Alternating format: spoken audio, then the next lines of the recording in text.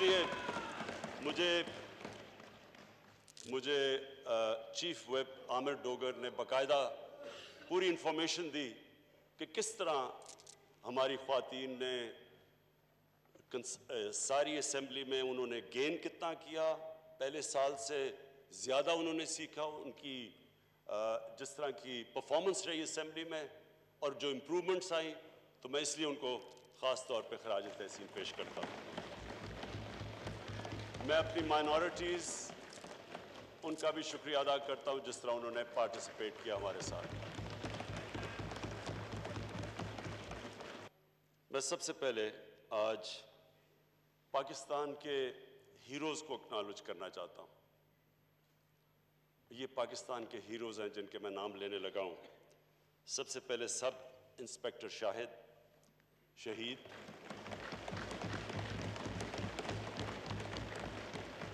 اور stock exchange کے 3 security guards Iftikhar, خدا یار، حسن علی، اور مجھے افسوس سے کہنا پڑتا ہے کہ حسن علی، ان کی جو بہن کو پتہ چلا کہ وہ شہید ہو گئے تو ان کو بھی ہارٹ اٹیک ہوا اور وہ بھی اس دنیا سے نکل گئی۔ تو میں ان کو آج اس لیے خراج تحسین پیش کرتا ہوں کہ یہ بہت بڑا انہوں نے قربانیاں دے کے ہماری سیکیورٹی فورسز نے مقابلہ کر کے ایک بہت بڑا سانیہ جو کہ بڑی پلاننگ سے ہمارا ہمسایہ ملک ہندوستان پاکستان کو ڈی سٹیبلائز کرنے کے لیے انہوں نے بڑا پلان بنایا ہوا تھا۔ یہ بہت زیادہ اسلحہ لے کے آئے تھے۔ ان کا صرف ایک ایم تھا کہ سٹاک ایکسچینج کے اندر جا کے اور وہاں ان کو ہاسٹیج رکھتے، اور جو ایک دفعہ ممبئی میں بہت بڑی دہشت گردی ہوئی تھی، بالکل اسی طرح کا پلان تھا کہ سٹاک ایکسچینج میں بھی یہ وہی کرتے، اسی طرح بے قصور لوگوں کو قتل کرتے اور ایک ملک میں ایک فضا بناتے انسٹیبلٹی کی، انسرٹنٹی کی۔ یہ پلان ہمیں کبھی کوئی شک نہیں کہ یہ ہندوستان سے ہوا ہے۔ پچھلے 2 مہینے سے میری کیبنٹ جانتی ہے، میرے کیبنٹ منسٹرز کے، میں نے اپنی کیبنٹ منسٹرز کو بتایا ہوا ہے کہ ہماری جتنی بھی ایجنسیز ہیں ہائی الرٹ پہ تھیں۔ ہم نے کم از کم 4 بڑے جو اٹیمپٹس تھے دہشت گردی کے، ان کو ہم نے ہماری ایجنسیز، انٹیلیجنس ایجنسیز کی وجہ سے ہم نے پہلے ان کو پری ایمپٹ کر لیا، اور 2 اسلام آباد کے ارد گرد تھے۔ اس کی پوری ہماری تیاری تھی، اور یہ میں اللہ کا بھی شکر کرتا ہوں کیونکہ جتنی بھی آپ کی تیاری ہو، اس طرح کے کو پوری طرح آپ روک نہیں سکتے۔ ہم سب جانتے ہیں کہ دنیا کی سب سے طاقتور بھی فوج اور ایجنسیز اس طرح کے اٹیکس روک نہیں سکتی، لیکن یہ بہت بڑی ہماری جیت ہوئی ہمارے ملک کی، اور ان شہیدوں کے علاوہ جو ہماری انٹیلیجنس ایجنسیز ہیں آج، میں ان کو بھی آج خراج تحسین پیش کرنا چاہتا ہوں۔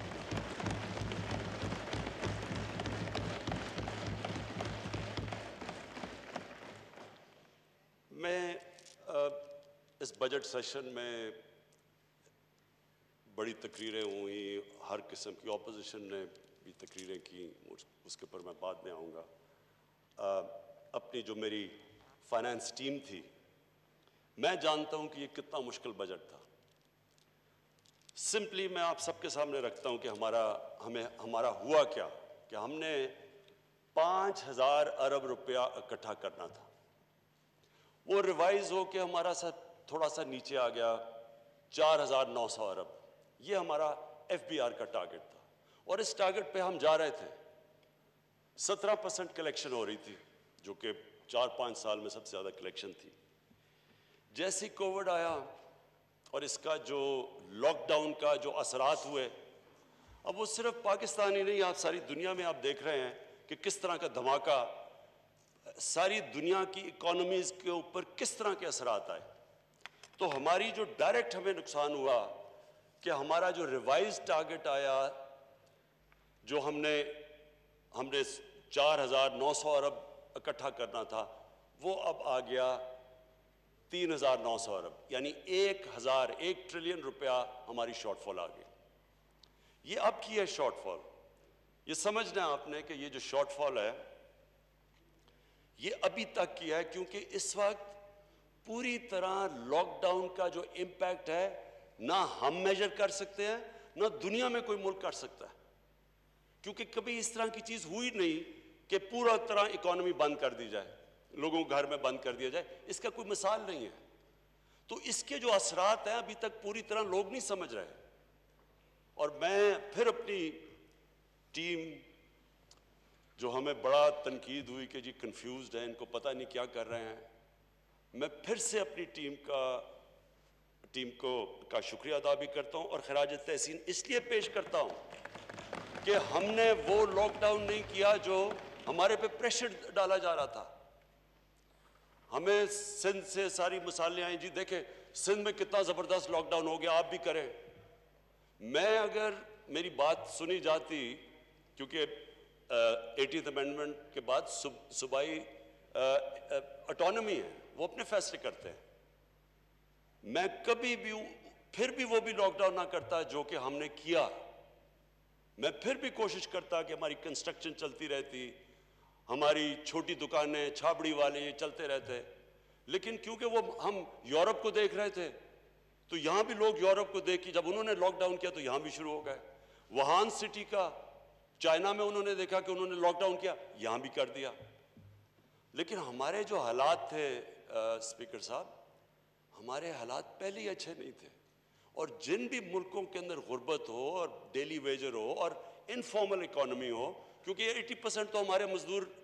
ان کی رجسٹریشن ہی نہیں ہے۔ امریکہ جیسے ملک میں بھی لوگ لائنوں میں کھڑے ہو کے کھانا اس لیے لے رہے ہیں کیوں اس کے باوجود کہ وہاں رجسٹرڈ ہیں اور ان کو ان امپلائمنٹ بینیفٹ سیدھے بینک میں جا رہے ہیں، وہاں تو فارمل اکانومی ہے، ہماری 80% انفارمل اکانومی۔ تو ہم کدھر سے ڈھونڈتے کہ یہ جو چھابڑی والے بیچارے، یہ جو سارے غریب لوگ ایک دم بے بس گھروں میں بند ہو گئے، جنہوں نے دہاڑی کما کے اپنے بچوں کا پیٹ پالنا تھا، وہ بیچارے گھر بیٹھ گئے۔ اور جب مجھے تنقید ہو رہی تھی کہ جی آپ بھی بند کریں، جس طرح یہ ہندوستان میں ہوا اور یہ جس طرح سندھ میں کیا گیا، تو اسپیکر صاحب لوگوں سے اگر پوچھیں ان دنوں کے اندر یہ غریب بستیوں میں جب جاتے تھے، گاڑی جب جاتی تھی گاڑی کے اوپر حملہ ہو جاتا تھا، لوگ گاڑی کو اٹیک کر دیتے تھے، بھوکے لوگ تھے بیچارے۔ تو شکر ہے ہم نے یہ پریشر بھی برداشت کیا، فیصلہ بھی کیا کہ ہم نے کنسٹرکشن کھول لیے، اپنی جو ایس او پیز کے ساتھ ہم اکانومی کھولتے رہے، ہم سب سے پہلے تھے اس میں۔ آہستہ آہستہ آج جو دنیا مان گئی ہے کہ صرف ایک ہی طریقہ ہے کووڈ کا مقابلہ کرنا، اور وہ ہے سمارٹ لاک ڈاؤن، آج دنیا یہ ایکسیپٹ کر بیٹھی ہے۔ اور میں پھر سے کہ ہم ماشاءاللہ ہم پہلے تھے، کنفیوژن ہمارے میں نہیں تھی، کنفیوژن انہوں میں تھی جنہوں نے کبھی پاکستان کے غریب علاقوں میں نہیں کوئی گیا۔ انہوں نے جو لوگ کہہ رہے تھے جی لاک ڈاؤن کرو، انہوں نے کبھی یہاں کچی بستیوں میں نہیں گئے، غریبوں کی بستیوں میں جا کے دیکھے تو صحیح 8 لوگ ایک کمرے میں ہیں، ان کو آپ لاک ڈاؤن کر دیں، جو بیچارے دیہڑی دار تھے وہ کدھر سے اپنے بچوں کا پیٹ پالتے۔ اور ہم بچے، ایک تو ہم نے جلدی کھولا، اور دوسرا میں آج ثانیہ نشتر اور ان کی ٹیم کو اس لیے خراج تحسین پیش کرتا ہوں کہ جس طرح انہوں نے اتنے تھوڑے وقت میں اتنا زیادہ پیسہ اور اتنی شفافیت سے ڈسٹریبیوٹ کیا، کوئی اس کی مثال نہ پاکستان میں ملتی ہے، نہ کسی بھی آپ دنیا کے ملک میں دیکھ لیں جدھر انفارمل اکانومی ہے، کوئی اس کی مثال نہیں ملتی۔ اس کا یہ نہیں مطلب کہ آگے ہمارے برے حالات یہ جو لاک ڈاؤن ہے اس کی وجہ سے آئیں گے نہیں، کیونکہ سارا سروس سیکٹر متاثر ہے اس سے۔ مجھے اپنے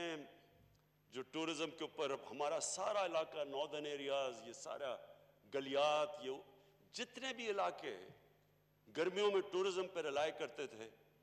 وہاں سب ان کے آج برے حالات ہیں۔ ساری دنیا میں ٹورزم کے برے حالات ہیں، لیکن ہمارے یہ جو پہاڑی علاقے تھے وہاں تو صرف لوگ ڈپینڈ ہی گرمیوں کی ٹورزم پہ کرتے تھے۔ تو یہ سارا علاقہ آج متاثر ہے۔ ہمارے